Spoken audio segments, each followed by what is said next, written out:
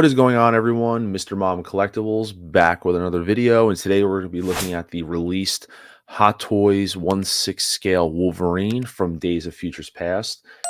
Photos just popped up a few moments ago, so we're going to take a quick look at them and also look at kind of the history of the figure and do some comparisons between the prototype and the actual release. As I alluded to, kind of pointing out in the thumbnail, there definitely is some differences in the head sculpt, which is leaving some people, leaving it less desirable for some collectors from the comments that I'm seeing. But jump right into it. What I want to start with actually first is the history of the figure. And I'm over here on Sideshow's page. There were 4 technical SKUs of the figure: a collector's edition, a deluxe, and then you had like an exclusive. The collector's edition was $284 and the deluxe is $330. And then you had these kind of exclusives. The pricing was the same, but they came with some like an extra, like the shirt and some things like that. So the big caveat to this, I think this was definitely a sleeper announcement when this came out. People were kind of like, huh, what? A little surprised that this one came out. At the time, we all thought that this was Hugh Jackman's last figure as Wolverine. Now that not being the case with Deadpool 3. I wonder what the perception of that's going to change like for collectors. I know a lot of people may have jumped on this, being as like, oh, this could be the last Wolverine, so we're going to get it. So now that may not be the case with Deadpool 3 coming out next year. There is definitely a chance for another version, a little more of a comic accurate version, but that doesn't stray away from this because I still like what I'm seeing here. I always like this. I was never a fan of the bone claws in the movie, but I can definitely look past that. But I love the outfit. I love the look. And obviously the big caveat to this was the leather jacket. And people felt like for this pricing, $284 and then $330, you get the deluxe when they started doing like these big dioramas from the final scene in Days of Futures Past, like when it was in the stadium, replicating with the fight with Magneto and all that stuff. So I love this figure. I really think this was an awesome one. I'm really excited to add a Wolverine to the collection finally. And then hopefully next year we get a comic version of Hugh Jackman. That's probably going to be a lot of collectors' ideal figure, is Wolverine in a more a Hugh Jackman Wolverine in a more comic book-esque outfit, which looks like we're getting with Deadpool. Like I said, seamless forearms, genuine leather jacket, the diorama, all different arms with the bone claws and stuff like that. It's overall, it's a solid figure for the price point. I never had any issues with it. The base, actually, what's funny is that looking at the base, that looks like it's the Wonder Woman WB 100 base that's been repurposed a few times. I think that's even Ahsoka's base as well. So it's funny seeing that now. But I love the figure. It looks really awesome. But now we're going to take a look at the actual photo. So there's kind of, just to kind of give you my mindset, there's kind of 3 stages of how I look at these figures. Number 1 is the initial prototype, figure photos, which is what you see here. Then it's the blogger photos. Then it's when I get the figure in hand. So I always reserve a little bit extra, reserve some judgment until I get the figure in hand, because at the end of the day, the photos can mean absolute shit. You can look at these photos all day, dissect them.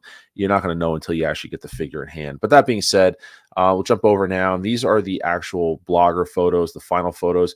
And right off the bat, I can tell the head sculpt definitely softened and it was changed compared to the prototype. You can see there's just a lot of nuances, a lot of differences in there.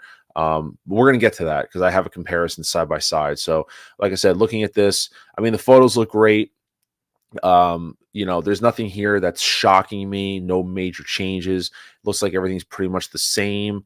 The one thing I'm interested in seeing, like I said, was the sculpt. There's definitely times like right here where it loses me a little bit. I won't lie. I'm not going to pretend that this is a 10 out of 10. If you're going to tell me right now, like, hey, what do you give the sculpt? I would probably give the sculpt, I want to say like a 7, because I'm leaving room to get this in hand and then kind of see if I bump that up a little bit. I think a solid 7 is fair.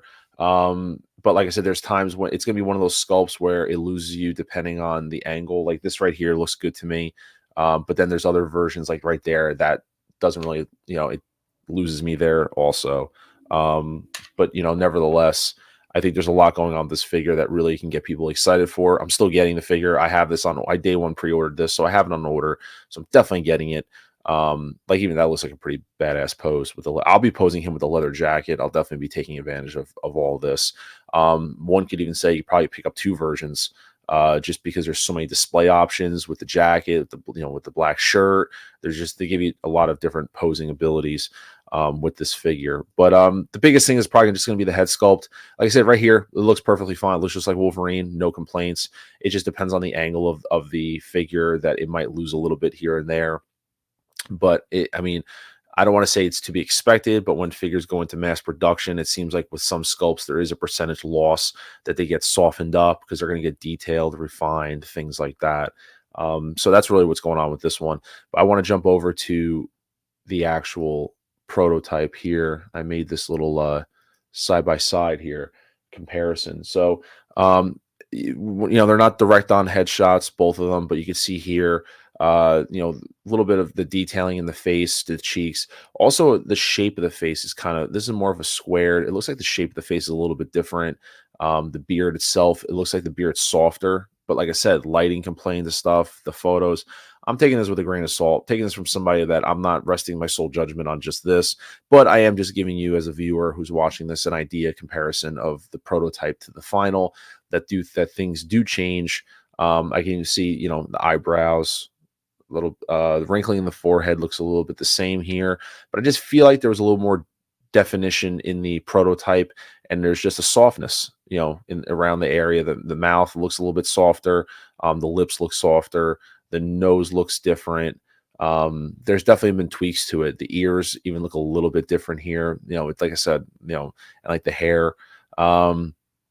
Even the piece here dropping down, you can see the curve is different here. I mean, I'm nitpicking, of course I am, but I'm just once again going back to the point of that there's differences in the sculpt, but there's that percentage to be left getting this in hand, how it looks. And that's how I feel about a lot of the other sculpts, is that, you can obviously give your judgment from what you see online, but when I get the figure and I'll do a little unboxing of it, we'll check it out and see what it is from there. But this figure on Sideshow, as I said, it is waitlisted. It is waitlisted on Sideshow as of now. You can join the waitlist still. So this figure depends on, and like I said, diorama situation, you're looking at 330 plus tax and shipping, well over 350 out the door. 284, you're probably looking at around like 310 if I had to guess, tax and shipping. But like I said, and the one thing about this figure, which it's interesting, is when this was announced, I think a lot of people thought that, wow, a genuine leather jacket. It's like, are they going to be implementing these kind of soft goods going forward? And we haven't seen that from Hot Toys. And that's a big L for me, is the inconsistency of their usage of soft goods. And it's something that I feel like we went one step forward, two steps back, if that makes sense.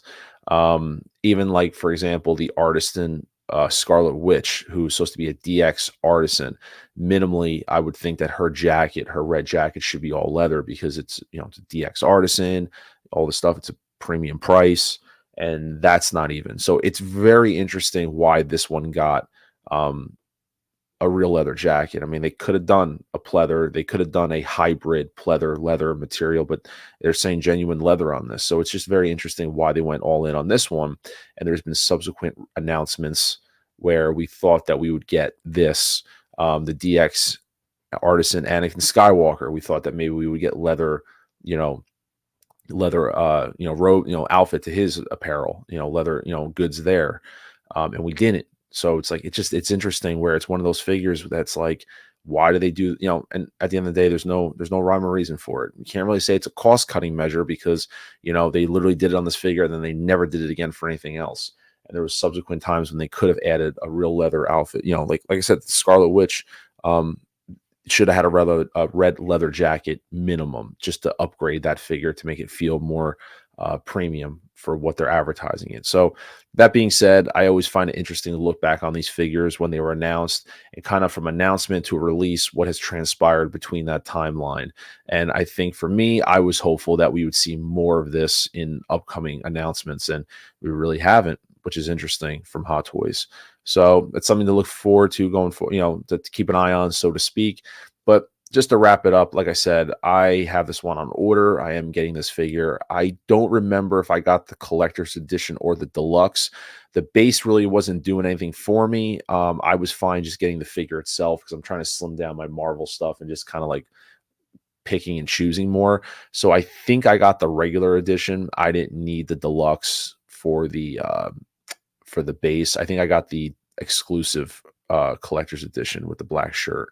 But like I said, I'll be displaying mine just like this with the blue shirt with the leather jacket. That's how it's going to be displayed. But let me know what your thoughts are. If anyone's picking this up, make sure to drop a like on the video. Please consider subscribing as always.